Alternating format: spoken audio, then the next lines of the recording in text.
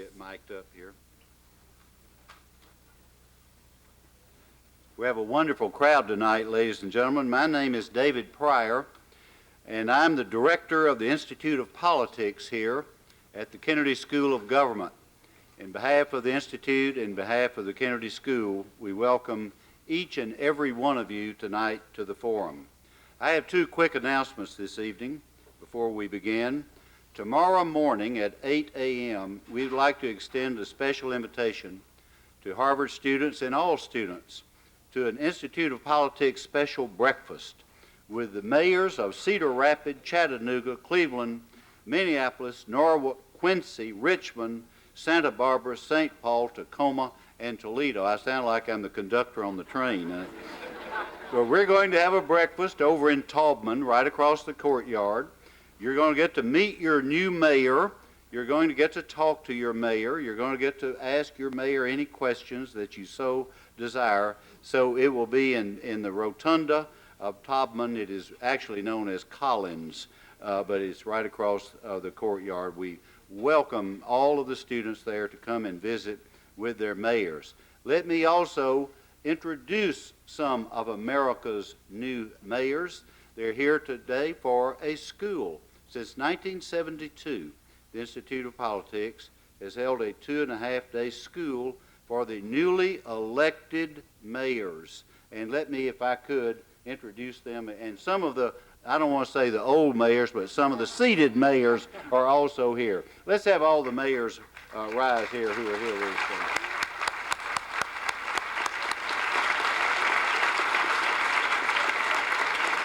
Thank you very much. You honor us with your presence tonight. We would also like to make another announcement that tomorrow afternoon here in this forum, this is an exhausting forum because we have something going all the time. We have Rudd Lubbers who will be speaking here. He is the United Nations High Commissioner for Refugees. He will be here at 4 p.m. and we think that this is going to be a most enlightening forum. We invite each and all of you to be here and to be our guests here. As many of you know here, and some of you go to these forums quite often, we do have a history in this particular venue of taking the most difficult and, of course, the most controversial public policy issues. Abortion, the death penalty, WTO, racism, and even a couple of weeks ago, living wage for Harvard employees. That is what the forum is all about, for us as civilized people to come together, maybe with different points of view, to discuss those different points of view and to throw them out on the table. On the foreign policy front, we have heard from speakers from many of the world trouble spots: Korea, Vietnam, Northern Ireland, Iraq, Bosnia, Kosovo. The stage has even hosted right here Mr. Arafat and Mr. Rabin. Tonight, we continue the tradition of discussing the tough issues, maybe the toughest issue of our time and our generation, the conflict between Israel and Palestine. With the help of Americans for Peace Now, we are honored to host two highly respected leaders from each side of this very emotional conflict.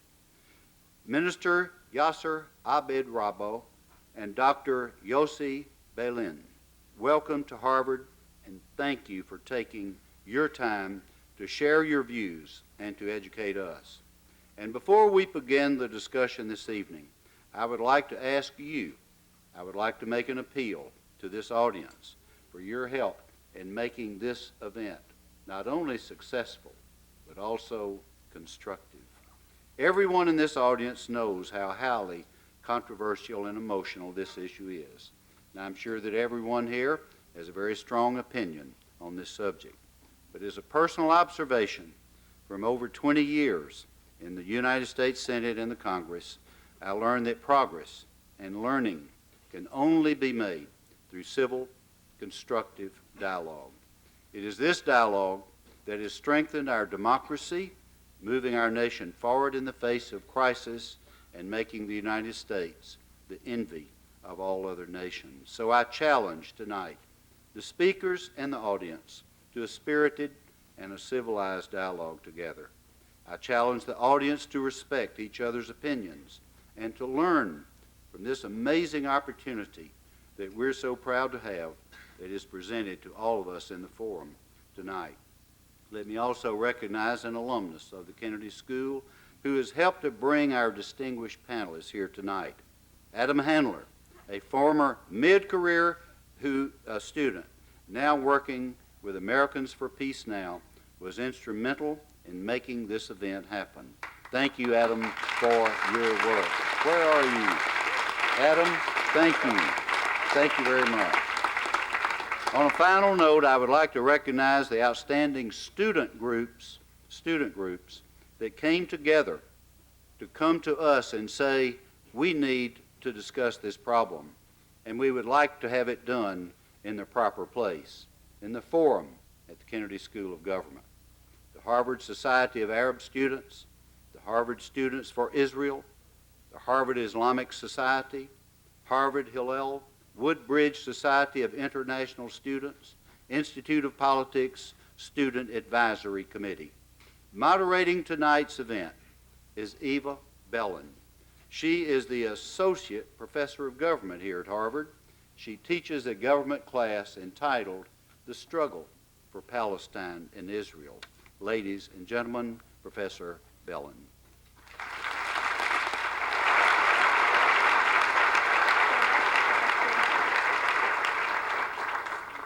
Well, it's really an honor to preside over this forum tonight and to welcome Yossi Berlin and Yasser Abed-Rabbo to the Kennedy School for this discussion. These are difficult times for Israelis and Palestinians. People are dispirited. We are so far from where we thought we would be on the day of that historic handshake between Rabin and Arafat on the White House lawn in September 1993. Since that time, some progress has been made, but that progress has been drowned out, especially in the past year, by renewed violence, terror, assassinations, and hate. Both Palestinians and Israelis believe that the peace process has betrayed them. On the Palestinian side, there's anger that the occupation has persisted. Settlements have expanded. Negotiated military withdrawals have not been realized. Economic development has been strangled. On the Israeli side, there's anger that terrorism and violence against Israelis has persisted. Official Palestinian propaganda has remained virulent and anti-Semitic, and Palestinian leaders continue to deny the Jewish people's historic connection to the land of Israel, and most especially to Jerusalem. So in the wake of all this anger and disappointment, hearts on both sides have hardened. On both sides, people say, there's no partner for peace. There's no one to talk to. Violence and power are the only language that they understand. And then in the midst of all this bloodshed and despair, two men emerge who tell us that it can be otherwise. These are not naive optimists. Both men are the veterans of brutal politics within their own camps. Both men are veterans of brutal negotiation between the two camps. And so when they say it can be otherwise, we should listen. And that's why we're here today, to listen, to question, and to ask hard questions about whether peace between Palestinians and Israelis is possible and how we might get there. Let me say something about tonight's format. Our two guests have generously agreed to organize this event as a dialogue with the audience. They'll take questions from the audience and answer them in turn. But to set the stage for our discussion, I'm going to use my prerogative as moderator to start us off by posing a series of questions myself, maybe 3, maybe 4, we'll watch the clock. After that, I'll open it up to audience participation. That said, let me begin. Let me briefly introduce our two speakers. Yasser Abed-Rabbo is the Minister of Information and Culture for the Palestine National Authority. He is also a leading spokesman for Chairman Arafat. Mr. Abed-Rabbo headed the final status negotiations with Israel dealing with the sensitive issues of Jerusalem, Palestinian refugees, Israeli settlements, and borders. He served on the PLO Executive Committee since 1971, and his experience in negotiating began in 1991 when he was a member of the Palestinian delegation to the Middle East Peace Conference in Madrid. Sadiq al-Wazir, ahlan wa sahlan. Dr. Yossi Beilin was one of the key architects of the Oslo peace process. He served as Minister of Justice and Minister of Religious Affairs in the government of Ehud Barak. In prior governments, he served as Deputy Minister of Foreign Affairs, Deputy Minister of Finance, and Minister for Economics and Social Development. Dr. Yossi Beilin, shalom ubracha. The first question I want to pose to both speakers is this. What, in your view, would a just peace look like? And here I'm struck by something that Rashid Khalidi said, that in a conflict like this one, we need to forego the goal of absolute justice and instead strive for attainable justice. So with that deflation of ambition in mind, what, in your view, would constitute the basis of a just peace between Israelis and Palestinians? And why don't we start with Yasser Abed-Rabou? Thank you very much. I will use the time so that I will not make any introductions. But I'd like to say that just peace maybe is not attainable. But a solution based on fairness and equality between the two sides, this solution is possible. And maybe the experience of the two sides in the past years, including the experience for the last year, had shown that a solution that seeks fairness and that tries to achieve equality between the two sides is the only possible one and is the solution that can lead to coexistence between the two sides for the coming generations. We have terms of reference since Madrid process started, and these terms of reference are represented by the resolutions of the Security Council, by the principle of land for peace. And I would like to remind that last week, President George Bush said clearly that a solution that is possible, a solution that will last, is the solution that should lead to the establishment of the state of Palestine beside the state of Israel. We had, in the past year, in spite of the confrontations and the losses and the agonies, but we had an experience of negotiations in Camp David, and after Camp David, there were proposals that were introduced by President Clinton, and these were aimed at developing the positions that were laid at the table in Camp David. And we had also the results of the negotiations in Taba, which had also developed maybe some aspects of the proposals of President Clinton. This solution maybe is not just for us, is not just for some Israelis, but we believe that this solution is balanced. It leads to the establishment of a Palestinian independent state with East Jerusalem, Al-Quds, as its capital within the borders of 1967. There will be solution for the question of settlements, and any land that will be annexed, it will be swapped with another part of land similar to it in size and in quality. And there was also a discussion for solving the question of the refugees.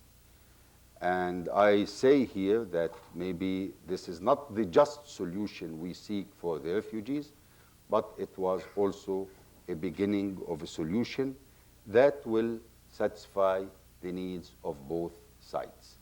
So basically, I would say we had outlined in Taba the framework of a solution that is possible. And any attempts now in order to fabricate other solutions, these attempts, I believe, will fail and will lead to the continuation of the confrontation between the two sides. We need both of us to see that the solution we had outlined in Taba, this was the result of the efforts that were exerted by both sides for years and years of negotiations and years also of confrontation between each other. And it was also the efforts of all the friends of the Palestinians and the Israelis who tried to help them in order to formulate this kind of solution. I believe, once again, there is a need now that all the peace forces inside Israel and among the Palestinian people to join together, to unite their efforts, and to tell the whole world that there is a solution, and this is the solution, and let us try to implement it. Well, I believe that the concept just peace is a very dangerous one. And it is being used by those who are always against any kind of an agreement, saying that it is not the just peace. And I agree wholeheartedly with the notion that a peace agreement, which is signed by both legitimate leaderships, which is not imposed by one side on another, is what we need in order to save ourselves. If we use the coin just peace, the only just peace is the one which is saving the lives of the Israeli kids and the Palestinian kids in the next generation and prevents them from going through the whole suffering of our generation and a generation which is older than ourselves, fighting for what both sides saw perhaps as a just peace. I believe that we know very well the outline, the guidelines for the agreement.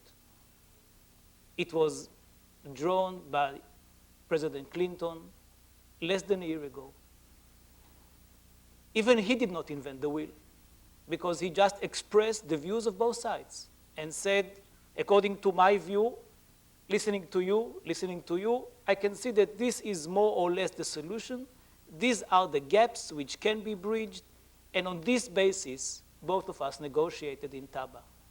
Had it not been there the 25th hour, had it not been there a week or two before our elections, I believe that we could have signed an agreement. And that is what encourages me so much to believe that once we get back to the negotiating table, we will be able to conclude the talks and to sign the agreement. Let me turn to another issue. I'm curious whether you are persuaded, each of you, that you have a partner for peace.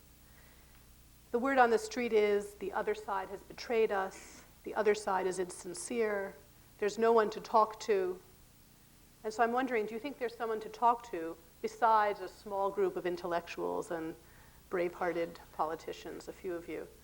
What do you do about powerful leaders like Sharon or like Arafat who seem a little less eager to make the leap toward peace?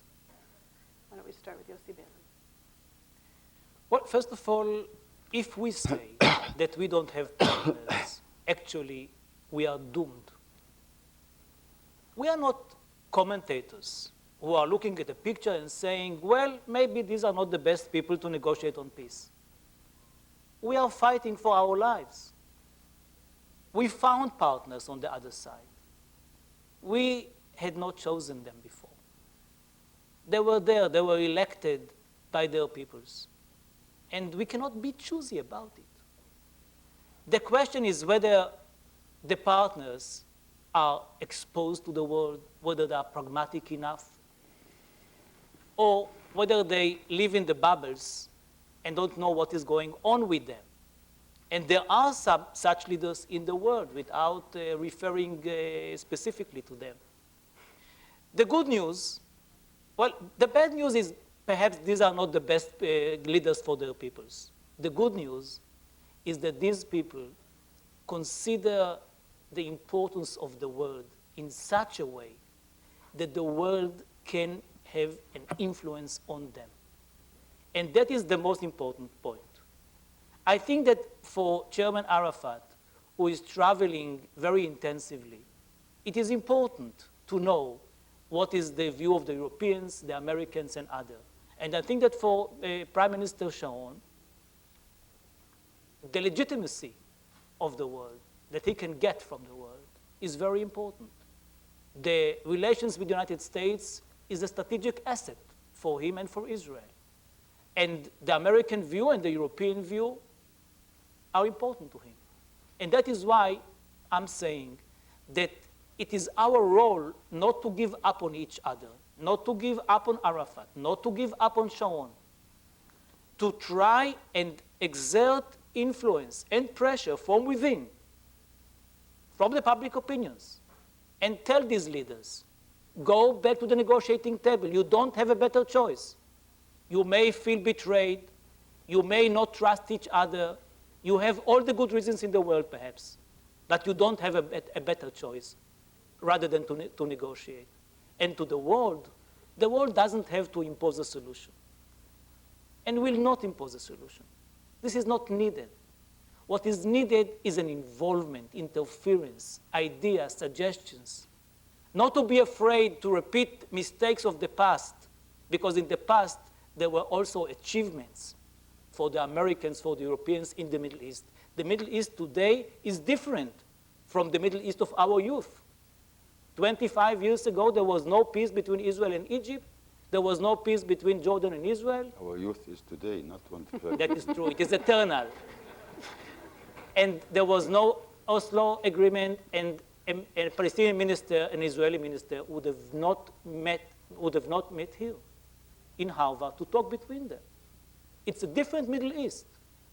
And I think that it would be a mistake to believe that nothing can happen if these two peoples and their leaders will talk together about peace. I think that if the world is there, and if we are there from within, we will be able to make peace, and it won't take another generation. Well, the question of whether there is a partner or there is no partner, let me answer it in a very direct and simple way. Let us differentiate between statements, declarations that are made for propaganda, and between serious political positions.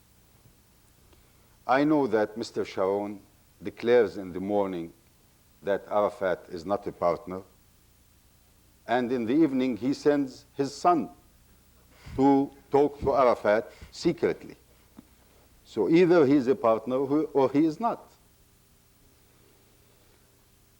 This is a very serious matter.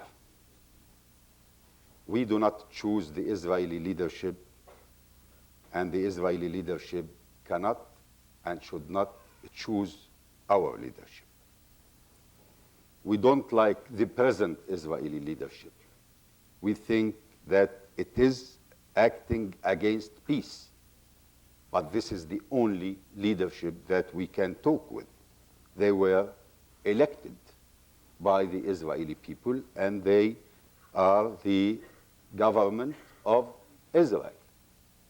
So that's why we should get out of this kind of dialogue.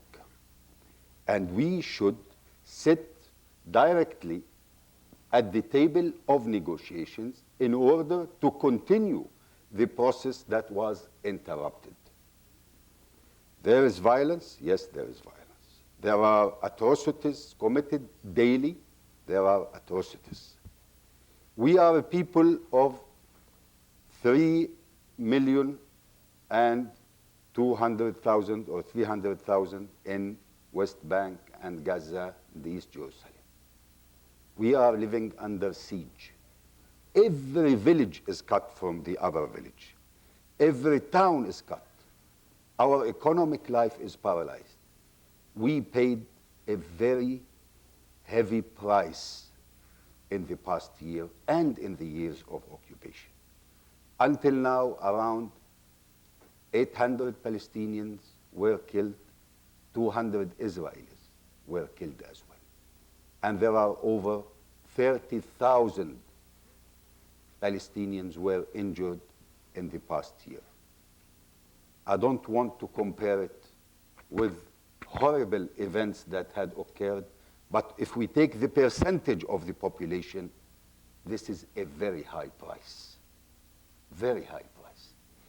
We are wasting time talking about with whom we should sit and with whom we should talk and whether we like the other side or we don't like it. We will never like each other for a long time coming. What shall we do? But this is a kind of an obligatory Catholic marriage. We cannot break it. It's impossible to break it. We are neighbors. We are living together on a very small piece of land. The distance between the last Israeli town or village and the first Palestinian town and village is calculated in hundreds of yards sometimes, if not less. So this is our fate. And when this conflict ends and there is a chance for independent development for each side, I believe maybe our people and our neighbors and cousins will select and elect better leaderships than the leaderships that are today. Maybe similar, maybe worse. We leave it to the future. Let me turn to the question of what role the United States might play in all this. In a recent article in the New York Times, two of your colleagues, Shlomo Ben-Ami and Sari Nusseibeh, seem to say quite explicitly, we need outside powers to impose a solution on us, that we can't do this on our own. Of course, to students of post-colonialism, this sounds like a very strange thing for people in the Middle East to say, but it was said. And I'm just curious whether you're also persuaded that outside powers like the US should play such a strong role in imposing a solution on the Israelis and Palestinians. Should the US attempt this unilaterally? And if so, how should it do this? Why don't we start with Yasser Abdrabbo? Well, it's very difficult to use the term impose. And I believe that with all respect to the persons who adopt these ideas, that when they speak about imposing, it reflects a certain degree of despair and of helplessness from their part. I think, let us put it in its right form. The two sides had reached at an agreement with the help of the United States and other international forces, the Europeans and others. And maybe all the agreements or proposals we had reached at, in the past year at least, have American names. We have Tenet paper, we have Mitchell's report, we have Clinton proposals. So every American politician is part of our history, and we have still a long list maybe coming in. So we need, in fact, an American role, American intervention, American help in order to supervise the implementation of these papers and agreements. For those who maybe not necessarily know, Tenet paper was for solving the security problems on the ground, to create calm conditions on the ground that will enable to move to the second stage of the resumption of negotiations between the two sides. Mitchell's report was dealing with the essence of violence represented by, and they put it clearly, by occupation, by settlement activities and confiscation of land, by all the conditions under which the Palestinian people had lived, even during the years after the peace agreement of Oslo in 1993. And they had suggested some ideas in order also to help to restart again the peace process. These two documents are there. We don't need to invent anything new. What we need is a third party to help the two sides, because if the two sides are left alone, take it clearly, they will not solve it. They will not implement it. I'm not here independent or a third side. But I'm saying, according to our experience, there is a need for an American role and intervention. That's why we asked for the presence of American observers, American monitors, to supervise the implementation of these documents and papers that were accepted by everybody, and to point their fingers at those who do not respect their commitments and obligations in accordance with these documents. This is the role that we need, and that is the message that Yossi Beilin and myself is carrying today. And we had discussed it at the highest level with Washington, and we are talking to all those who are concerned. We need an American involvement, an American role. There are certain views and ideas which say, well, the Americans intervened in the past and they had failed. Well, it's not the first failure for the Americans in history. And we hope it will be the last failure, you see. But as Yossi said, it was not total failure. That's not true. The American policy had achieved positive results in the past 20 years. Without the American role, Camp David between Egypt and Israel was not possible. It was impossible. Without the American role, the peace between Jordan and Israel was impossible. Without the American role, Madrid Conference was impossible, which was initiated by George Bush the father. And without the American role, Oslo Agreement was impossible. And without maybe the American role, me and Yossi sitting here is also impossible. So that's why I believe there is a need for this American role and intervention. We need it. It should be today before tomorrow. And we put a very simple question. What is better? To intervene and play a role, even if there is a risk of failure, or to leave the situation as it is, to deteriorate, bloodshed, more violence on the ground, to the point of no return between the two sides. We believe that the United States should take the risk. We don't think it's a risk, but even if it is called like this, why not?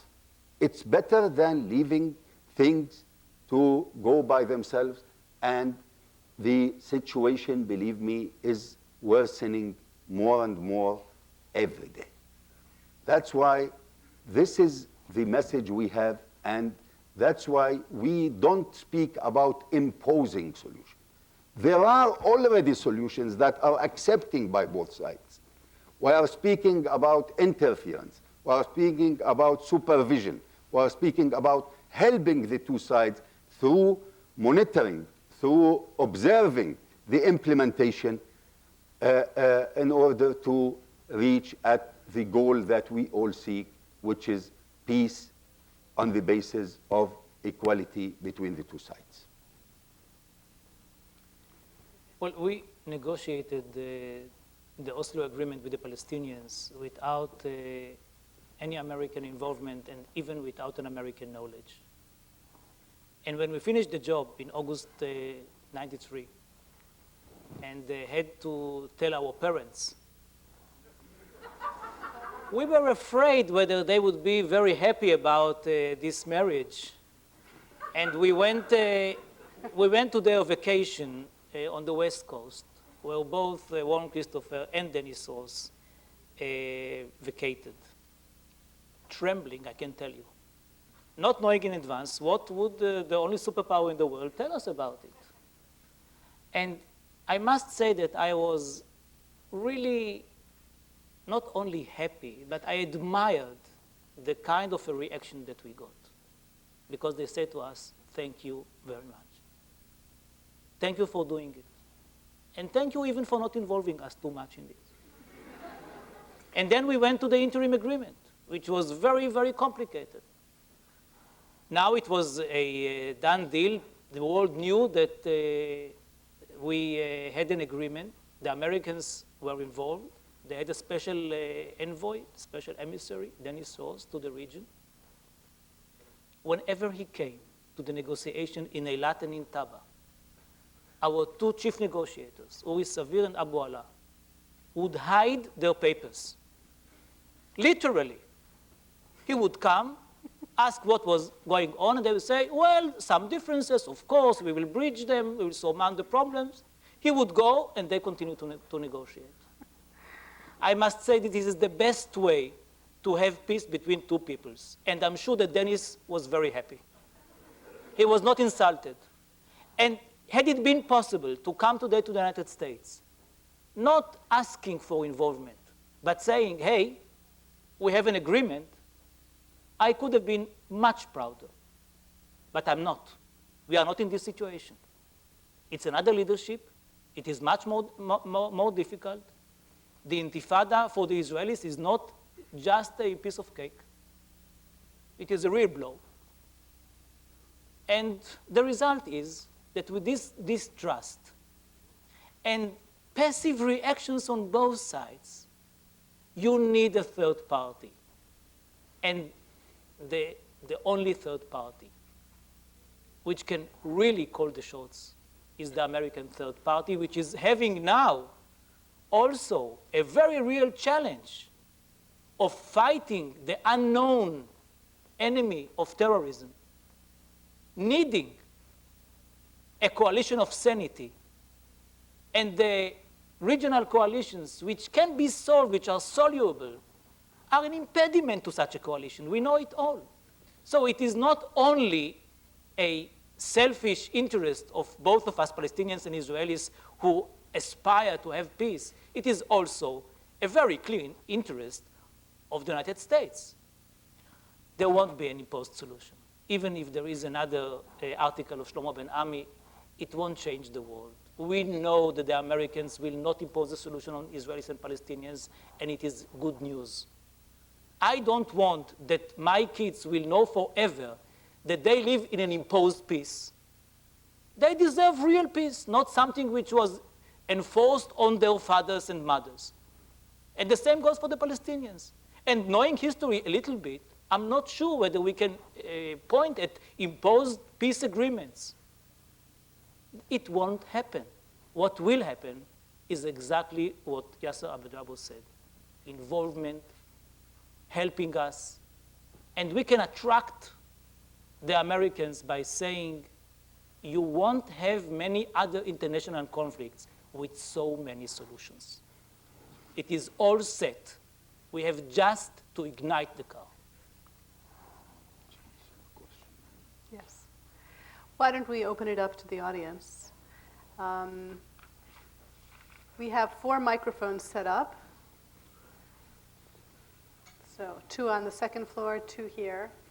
And what I'm going to ask is that people first identify themselves, then tell us who you're directing your question to, and please to keep the questions pointed and brief, and in a question form. But Okay? in Harvard, they put question and answer form.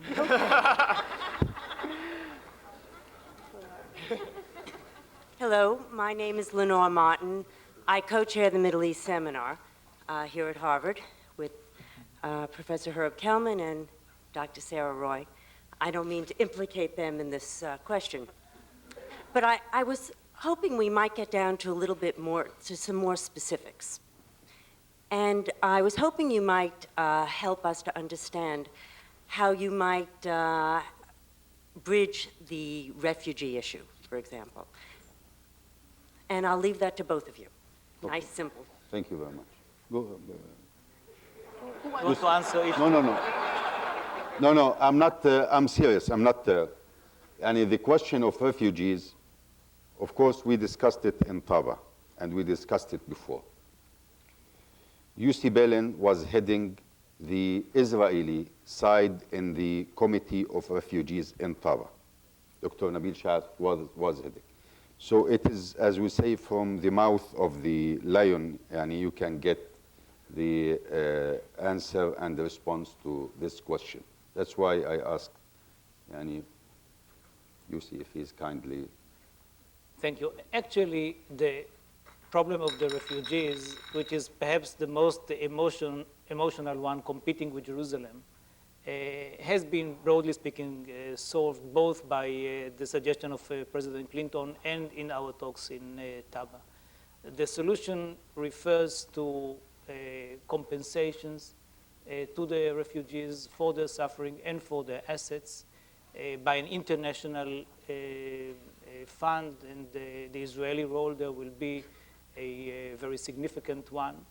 And to 5 specific venues for the refugees themselves, which is rehabilitation in the places where they live today, an option to go to 3rd countries which are ready to host them. Of course, the right to become citizens in their own new country, the Palestinian state, when it is established. An option to move to the areas which will be swapped by Israel to the Palestinians in exchange for territories which we will annex, and a number which will be agreed upon of refugees who will become Israeli citizens. So that eventually the negotiations, when they are resumed, will have to refer to the details of all these options. And it is a complicated issue, but not something which is insoluble, of course, and to the numbers. And I think that basically the general formula that we are speaking about is that we are speaking about numbers which will not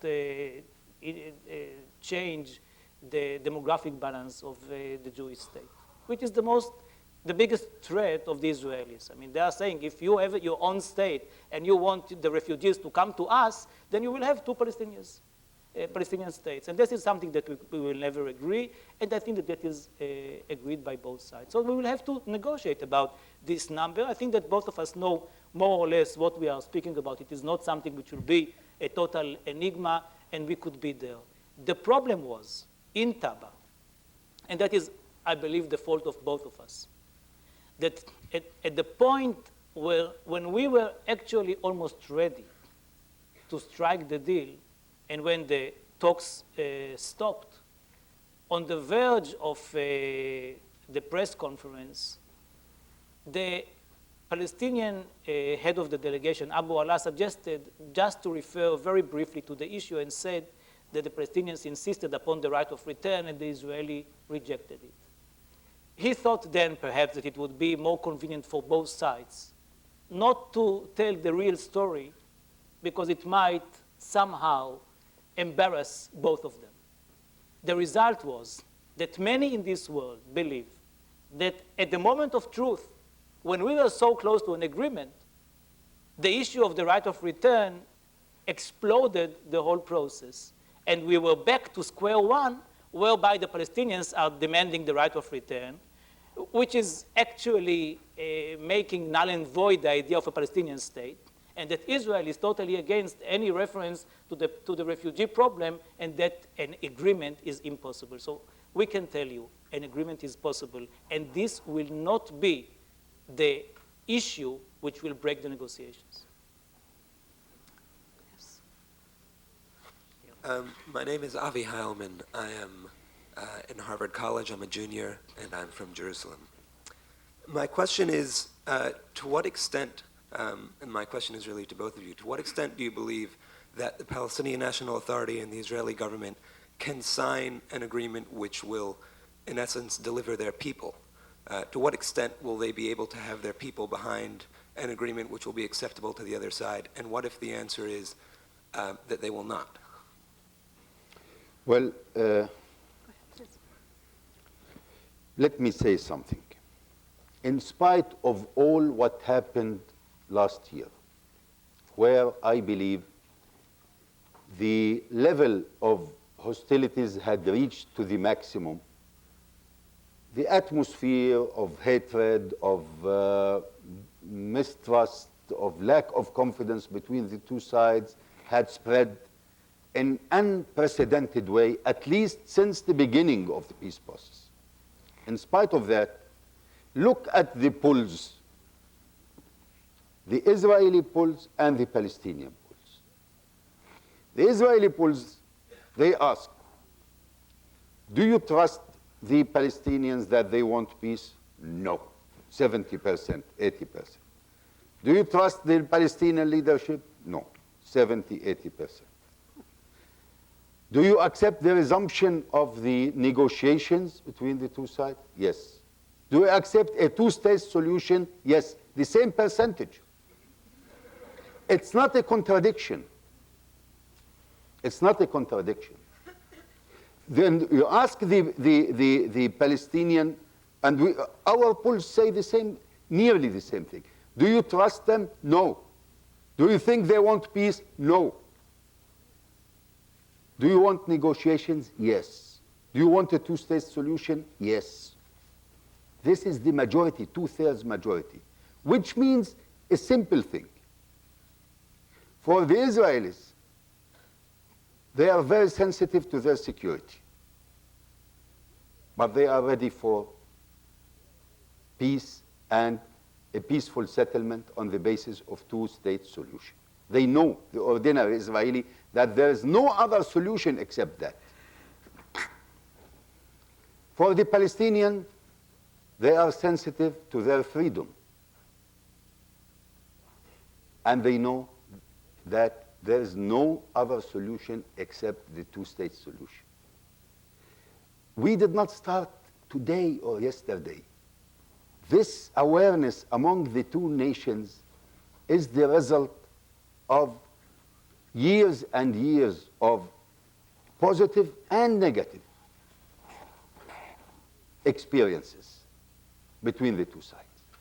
And that's why we believe that if there is tomorrow a decision by the two leaderships to resume the negotiations, to start the peace process, we believe the majority of the Israelis and the Palestinians will support that in spite of all what happened.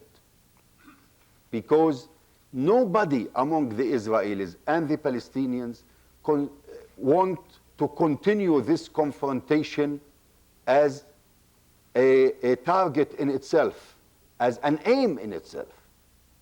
Who believe that we just want to continue confronting each other? Why? That's why the question is not, to be honest, it's not the question of what is the attitude of the public. The question today is what is the attitude of the leaders and the leaderships. And the public can be easily directed towards ending all this confrontation if there is a will and there is a decision at the level of the leadership to resume negotiations on the basis of the achievements that we had made in the past. Yes. Thank you. My name is Samer Abu Ghazali. I'm from Gaza, Palestine, and I'm a Fulbright scholar here in Boston. My question to both of the speakers is, why is it so hard for the state of Israel to realize that the presence in Gaza and the West Bank is an occupation, one of the lost occupations or colonialist kind of regimes in the world today? Why is it so hard to understand this and kind of basically simply move out of Gaza and the West Bank? And my question to Mr. Abd Rabbo is, what comes after Arafat, how the Palestinian house would look after Arafat? Thank you.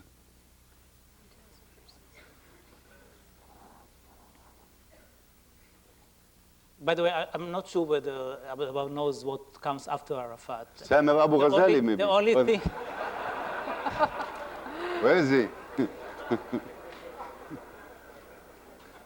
The only thing that we know that we can't wait. And that is why I'm not sure whether we can answer these questions. As to the question of the occupation, you know, the occupation is something which was imposed on Israel in '67.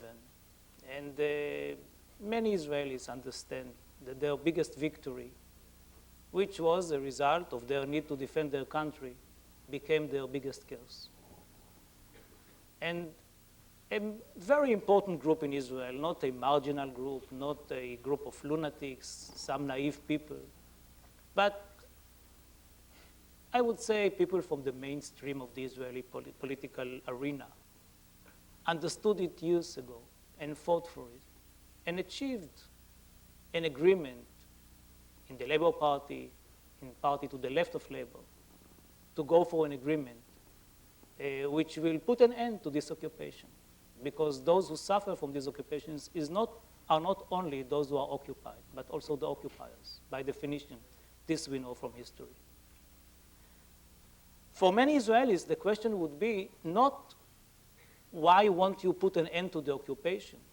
Because at least since the government of Rabin in '92, there was a very clear readiness to get out of the territories. And we understood that when we get out of the territories, it won't be half and half, not 70-30, and not 80-20. But at the basis of the future Palestinian state would be the 67 borders with minor modifications and exchange of territories. The question for many Israelis would be, why, when we were so close, violence erupted? Now, I know that the answer to this question is so complicated that I must admit that despite the tragedy which happened to us, on the verge of the moment of truth, when it was so close, I don't want to spend the rest of my life in trying to explain to myself what happened. I don't think that we deserve it. I think that the role of the peacemakers is to try and put an end to this tragedy and to go to the future in order not only to put an end to this occupation, which is a must for both of us, but to build kind of neighborly relations between the two parties. And that is our role. Let me respond with few words to the question about Arafat in a serious way. I will not answer a question in what comes after, because what comes after anybody, even a leader, is that his people and the institutions will elect a new leader. But let me put the issue like this. Arafat is a necessity. He was the only leader among the Palestinian people who was capable to declare that he accepts a historical compromise and he accepts to have peace and to reach a peace treaty with Israel.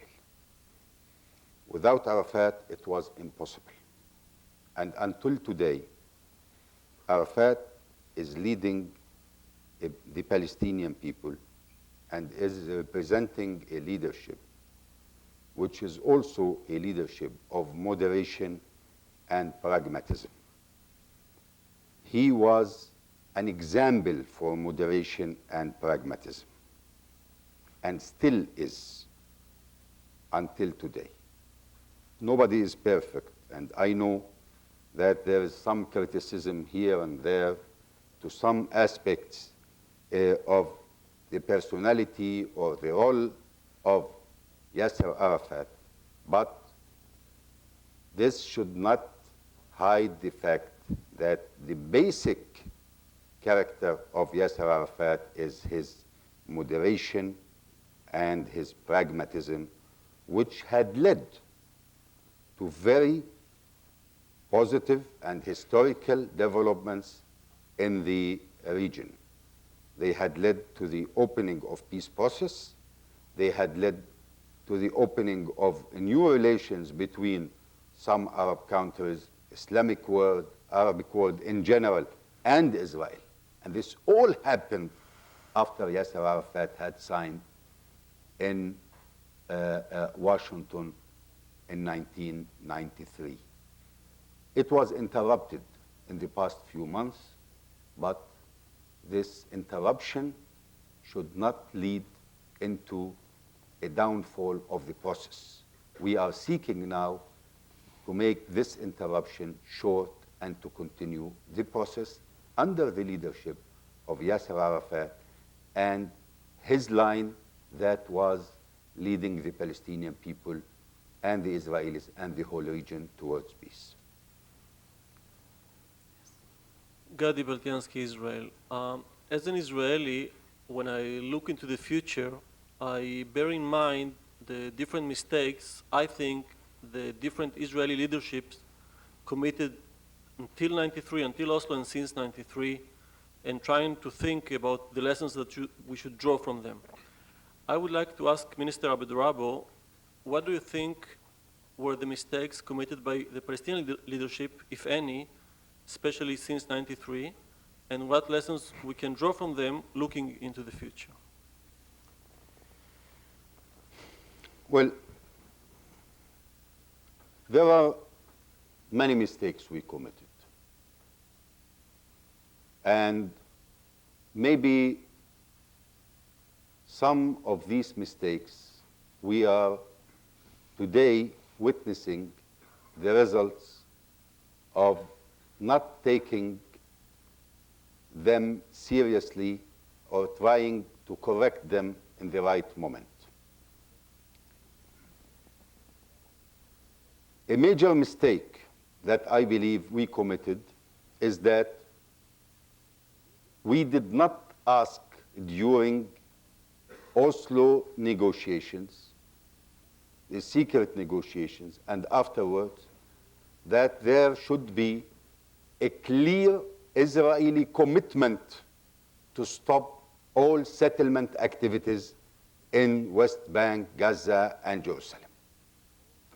If we did that, maybe we were able to save both sides the agonies and the problems that we are facing until today. I think this was a Palestinian mistake, and of course, an Israeli mistake as well. We should have insisted that peace cannot be achieved if I sit with you, I want to determine the relations between each other on the basis of withdrawal from the occupied territories and building a Palestinian state beside you and live as neighbors. And in the process of doing this, you are confiscating land and creating new facts. And this had led into the deterioration of confidence among the Palestinians towards the peace process. This was one major mistake we committed. And we hope that through Mitchell's report committee, which had pointed at the danger of the continuation of the settlement activities, we hope we will partially correct this, although some people say it's too late, but I say it is not too late yet to correct this historical mistake. Yes, thank you for joining us tonight. My name is Leila Al-Haddad. I'm also from Gaza. I'm actually a Clinton scholar here at the Kennedy School of Government. I'm a second year Master in Public Policy student. And my question is to Mr. Abed Rabbo. Is the peace that we're negotiating, do you think, at the expense of democracy in Palestine? One that's so concerned with the end goal that it doesn't really give any regard to the mean? I'm sorry. Democracy. Is it at the expense of democracy in Palestine? Is it so concerned with the end that it's not really giving any regard to the mean? And what I mean by that is, what specific steps has the Palestinian Authority taken to deal with the rampant corruption, A, and B, to engage the Palestinian people and Palestinian civil society in the state-building process? Well, this is, I don't know if we will have time to answer all this, but I would be direct with you as you were direct in your question. Yes, we are facing so many problems internally. Maybe the issue of corruption had been exaggerated fully, because our budget is the only budget in the world, maybe, that is under the control and supervision of the World Bank. They supervise every item in it. And I believe, of course, as everywhere, still there are maybe some actions here or there that we want to correct. There are other phenomena in our society and in the experience of the Palestinian Authority that need also to be corrected. I don't want to use the presence of occupation as an excuse, and I refuse that. I want to say that some of these wrong aspects in our life can be corrected even under occupation. I remember in my generation, when I was younger, you see, whenever there is someone who throws the garbage in the street and they do not collect the garbage, I was belonging to some political parties who had blamed imperialism and colonialism for this, that the collection of garbage is the result of an imperialist or colonialist conspiracy against us. And I know that. We should not put but if there is an end to occupation, if we are left alone, if we will have this chance to build our life by ourselves, I believe that the process of developing our society will be accelerated more and more. And the process of building our institutions will be much more better and stronger than it is now. In spite of that, there are many things that should be corrected in our life. There are courageous people that say this openly. There are people inside our parliament that discuss this and say it clearly. There are institutions, civil society organizations that work for that, and there are inside the Palestinian Authority and the government continuous work in order to correct that. We are living in a period of struggle struggle for our freedom and independence, and struggle within ourselves between those who want to draw the situation backward and those who want to open a new future for the coming generations better than the conditions and the kind of life that we had lived and witnessed. There is this struggle. We want you, we want all the sound elements in our society to participate in this struggle so that we will move forward in spite of all obstacles that we are facing. May I refer to this one? Just a remark as a neighbor. The society, the Palestinian society, is much more open than most of the Arab societies around us. For example, articles by Seri Nusseibeh about the right of return and things like that are not something which happen every day in every other Arab country in the Middle East. And I think that it is a very important phenomenon, which doesn't mean that what you refer to is not right. But what is frightening me is that sometimes, even if these accusations are partly right, that they may become an impediment on the way to peace. Why am I afraid of it? Because I know my people. Some of my best friends are saying, let us not make peace until we have democracy in all the Arab countries. And, you know, I would like to see a Jeffersonian rule everywhere, but I think sometimes that it is much more an excuse why not to make peace rather than a wish to see democracy everywhere in the world. Not that I'm of course, suspecting that these are the motivations, but listening, for example, to one of my best friends, Netanyahu. Netanyahu is always saying, before we make peace with our neighbors, there should be democracies there around. And I'm saying to Netanyahu, the interest of our young generation is that they will not kill each other.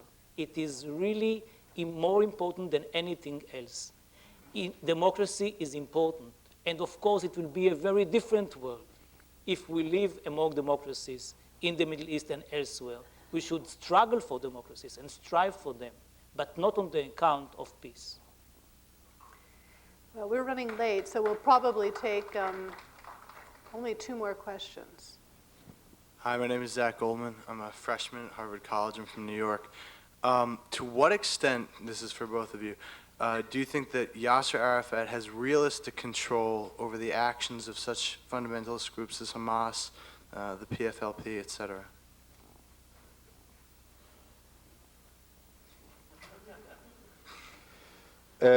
Such a question cannot be answered with yes or no, to be honest with you. I cannot tell you yes, he can, or no, he cannot. We have a process. In this process, there is a need for implementing various measures by us, by the Israelis, in order to control the situation. We are not leading an army, we are leading a people. And with people, you need to convince. You need to show the Palestinian people that there is a progress in the process. There is an end to settlement activities. There is an intention to start negotiations once again in order to reach at peace at last between the two sides. There will be an end to closure to all forms of atrocities. You need to convince the people with this, not only in order to make our measures successful concerning the control of violence, but in order to win the majority of people to our side in isolating any extremist forces that want to undermine peace and that want to continue the confrontation in its worst forms. That's what we think. That's why we look at, for example, Mitchell's report as in a comprehensive way, as a whole, where there are obligations and commitments here, there are obligations and commitments here, and commitments there. All of them should form a package. And the steps that we adopt for the security should be accompanied and parallel with the steps that are taken on the political level in order to convince the people in both sides that the process is not going only towards just some technical security measures, but also towards some political results and solutions. This is very important in order to convince the people, and that's why I believe Yasser Arafat and we as a Palestinian leadership, we are in a very difficult situation, believe me, because at the same time that we want to control violence, we are witnessing daily attacks and atrocities by the occupation army. I want to give you here an example. We accepted Mitchell's report since 7 months. Mr. Sharon, after we accepted it, said that he wants to see 7 golden days of not even one single violent action or incident.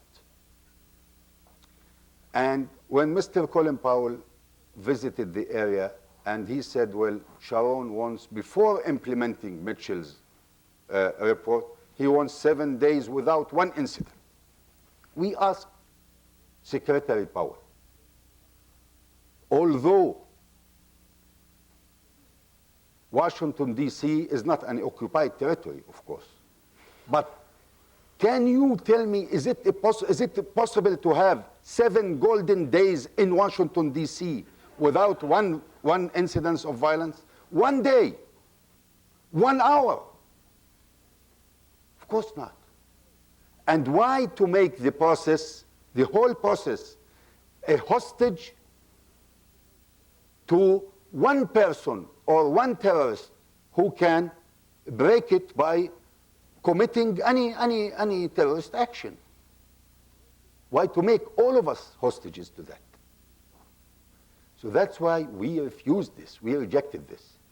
And waiting for these 7 golden days, we spent now 7 months of bloodshed and continuous confrontation between the two sides in order to have these 7 golden days, which we will never have.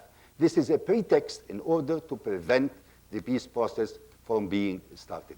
That's why I believe there is a process, there is an agreement, there is a need for American role and intervention to supervise the implementation of the agreement. And at that moment, if we Palestinians will not commit, will not respect our commitments, we accept that the whole world, the United States, all those who observe the implementation will point their fingers at us and say they did not implement and they should be blamed for that.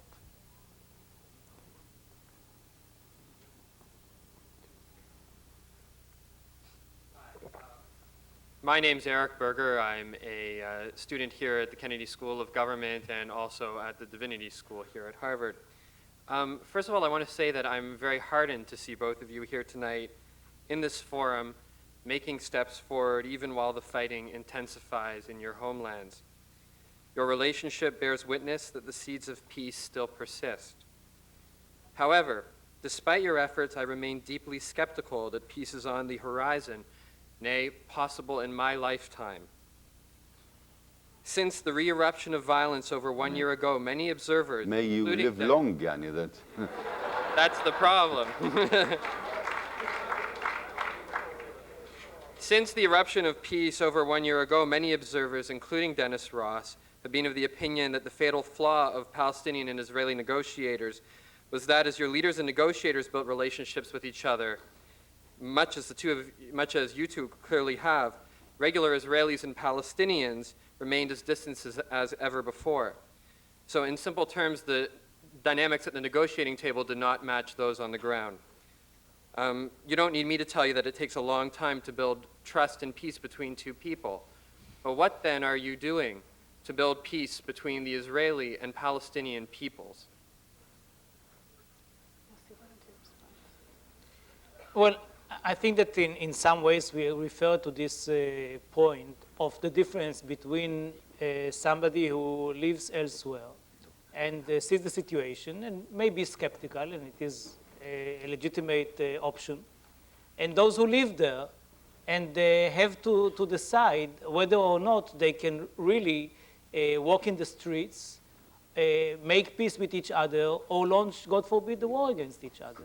So we are not as privileged as Mr. Dennis Ross. And we live there in the Middle East, and we want to remain there. We don't think about not living there. And to live at war only because there is some skepticism is a luxury which we don't have. Of course, it is very important to prepare the peoples for peace. Activities of people to people, like Seeds of Peace, when young people are meeting with each other in camps here or in the Middle East, become friendly with each other. These are the most important things, because it is so much more difficult to hate somebody I know rather than to hate a slogan or to hate something which is totally abstract. And this was part of our efforts to continue and accelerate this process of people to people. It was not easy. Today, it is much more difficult. When we need it more than before, it became more and more difficult because the hatred on both sides became much more intensified than before. And just to go together today for a camp is difficult. It is a much bigger challenge than a year ago or 2 years ago. And I agree that the role of the peacemakers, and we at least are trying to do it by the meetings that we are having between Israelis and Palestinians, despite the technical difficulties, the declarations that we are issuing, the articles that we are writing together. This is part of the people to people, but of course it is again a part of the elite efforts rather than the grassroots. We are involved in grassroots efforts. I must admit that in the last year was the most difficult one to continue and have projects in this field, and we are committed to do whatever possible in order to continue these efforts, because these are the most important ones. Do you want to say? I have one last remark for 1 minute. And it is a remark in a form of complaint concerning the introductory remarks that were made by Professor Belen, when she said that the official Palestinian propaganda is anti-Semitic. This had deeply struck me in the heart. I cannot accept it at all. There is no such propaganda. And maybe there's a very tense atmosphere. We exchange political accusations, we blame, we talk too much, but anti-Semitic propaganda, no. And let us not forget that we and the Israelis are the sons of Yitzhak and Ismail. So we are both Semitic, and we cannot be anti-Semitic against ourselves. I mean, this is a historical fact, and that's why we call the Jews our cousins. Yani it's the usual word that we use.